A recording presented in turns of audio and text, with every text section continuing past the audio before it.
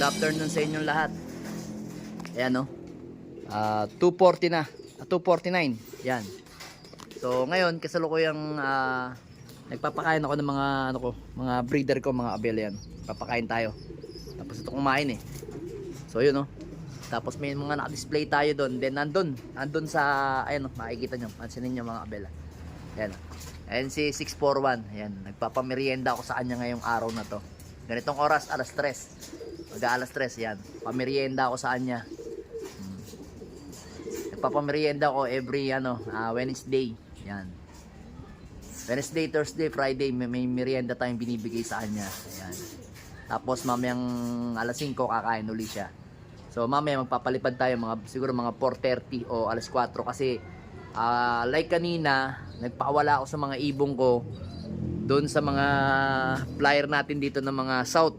Ayan, kasama yun, kasama si line ni Miss Peter cross sa Vandenbroek natin na panlaban sa PUF. So yan nga, pinakawalan natin mga alas 10 bago mag alas 10. So pagdating ko dito mga 11:30 yan.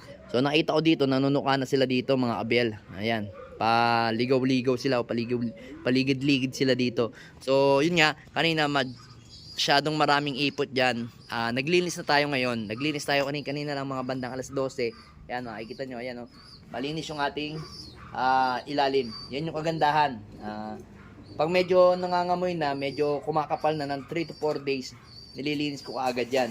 Yan yung kagandahan ng naka-elevate yung loop. Madaling maglinis sa baba. Hindi kagaya nung nakaraan natin, napakahirap yumuko. Diyan ngayon, madaling maglinis. Oh. Kita nyo, gaganda ng ipot ng ibon natin. Ayan, paglinis tayo. Madali lang. Walang kahirap-hirap. Pwede tayong gumamit lang ng pang spray. So yun kasalukuyan nag-aano si Peter, si doon, Vandenbroek. Ito yung tatay niya mga kabilo. Ito yung tatay ni Vandenbroek. Ni 641, yan. Ayan yung tatay. Tatay Meron na siyang dalawang anak, ayan yung lagi natin binablog.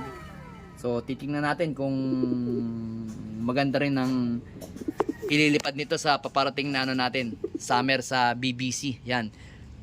Kung napapansin nyo, medyo basa. Pinaliguan ko rin sila kanina kasi yung mga ibon natin dito, yung mga nandito lahat, halos naligo lahat, pati si 641. Yan, natuka-tuka pa. Kaya ayaw ko munang tanggalin eh. Kasi pag nandun ako sa taas, nagwawala, gusto nang pumasok. Kaya umaalis ako doon sa loob para makarami siya ng tuka. So ito, siguro, pang ilang clutch ko na ba to? Pang third clutch ko to.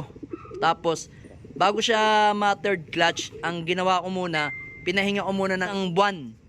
Tapos pagkatapos ng isang buwan, binalik ko uli kasi kondisyonado to, tsaka to. So ito nga yung kinalabasan, yan, healthy naman.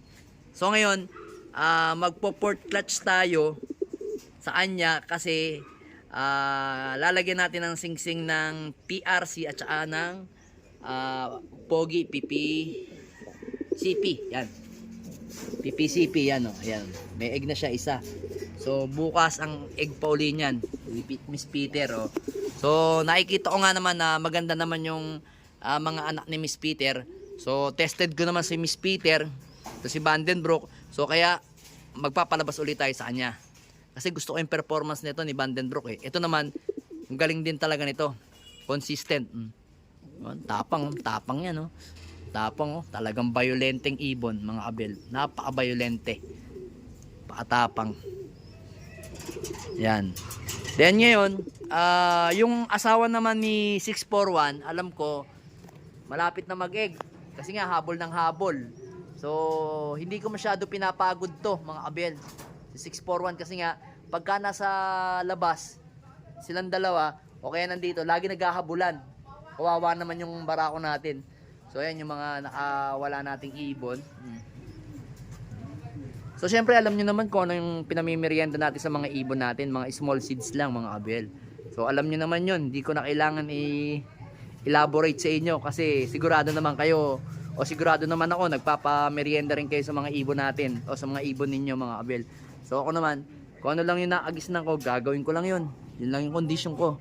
So hindi naman tayo nag-aala scientist sa conditioning natin. So meron naman talaga tayong fixed na conditioning ng ibon natin. So lagi tayong nagpapamerienda. So yan oh, mga kabel oh, healthy ng mga ibon natin yan. Ready to ano no, gaganda na. Last ano na natin yan, yan oh. Ganda. Gaganda naman. Ito mga lugon pa. May mga gagawin tayo dyan. So mga dito sa mga ibon natin, sa mga breeder natin, may mga gagawin tayo.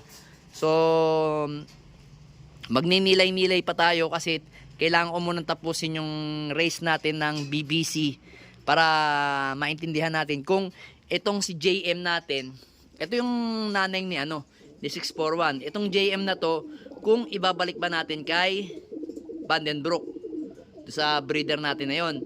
So ngayon, titingnan natin kung ito namang hen na to, itong hen na to, yan oh, matapang yan. Si ano yan, Johnson President, tapos may pasok na Peter. Itong Peter na to, at saka itong Peter na to, related. Then, itong Peter na to, related din, mga kabel. Yan, nabubulol pa. Related. So, alam ko, nanay neto is iisa. Yan. Panay Peter. Then, yung president neto, at saka president neto, pero alam ko ito pinakatito eh. Ito pinakatito nila. Ito yung tito kasi direktang anak to ni president. Then itong dalawang to, alam ko, ito ano lang, apo. Apo sa tuhod ni president to, mga abel. Apo. Pati to, alam ko, apo na rin to, apo. Apo ba? Tama, apo nga, apo. Yan. Yan yung mga ibon natin. Then ito naman yung arandok nating iba. So yun, tinitingnan pa natin kung saan natin po pwedeng ipares kasi nagdadalawang isip ako kung itong Johnson President at itong arandok na to is ipapares natin dito kay Peter B. At yung namang NPL natin na yan si Noped's line, papares naman natin dito kay arandok na pula. So tinitingnan ko pa. Then eto nga, tingnan ko pa kung ano magiging result ng magiging anak nito kung ibabalik natin. Then eto, tinitingnan ko pa kasi nga hindi tayo agad makapag-desisyon kasi winter pa naman, by December pa naman tayo mag-i-start mag-breed. Kaya ang gagawin natin is antabayanan lang natin yung ating mga lipad ngayong sa BBC. Yan, kita nyo naman condition na condition si Peter oh. Yan si Peter malapot. Ayan oh. Okay na sila. Konting kembot na lang neto. Tsaka neto, konting kembot na lang yan. Yan mga kabil, si Noped's line yan oh. Then ito lang ang medyo ano, pinag-iisipan ko pa itong isang to kasi lugom to. Tsaka to. Ito kasi Johnson Cooper kasi to eh. So plano ko nga dito, ito. Yan, diyan ko papares-pares Johnson. Dito naman, tinitingnan ko kung saan ko magandang ipares. Yan. Pinagninilay-nilayan ko pa kung dito ba sa island born natin na si Kup-Kup or dito kay Juana. Yan yung Juana ng buhay natin. Yan. Yan yung mga gagamitin natin mga abel sa winter. Kaya kailangan natin i-condition muna sila. Hindi basta ganyan nga yung itsura, isasalang lang natin. Kita nyo, lugon na lugon, tapos isasalang natin. Aray ko, anong magiging anak natin o anak nila? Di mahinang nila lang, di ba? Kasi lugon. Mas maganda, healthy yung ibon, hindi naglulugon. Kagaya nito mga abelo. Ayan o, kita nyo. Ito. Pakita ko sa inyo yung condition yan. Ayan o. Ganyan dapat yung condition ng ibon bago nyo isalang. Ayan o. Puting-puti ang ilong. Yan. Kagaya nito, konti na lang kembot to. Ito, yan. Ito, bata pa to eh. Si ano yan, si third Giselis na Victor Lim yan. Tapos, Stitch. Yan yung isang inaabangan natin na possible na pwede nating isa lang sa mga Peter natin at saka sa Johnson President natin. Yan. Kasi yan yung legit na Victor Lim na binigay sa atin. Yan. So, meron nga naman tayong Victor Lim. Ito, yan. Victor naman to eh. Ayan o. Legit na Victor yan mga abelo.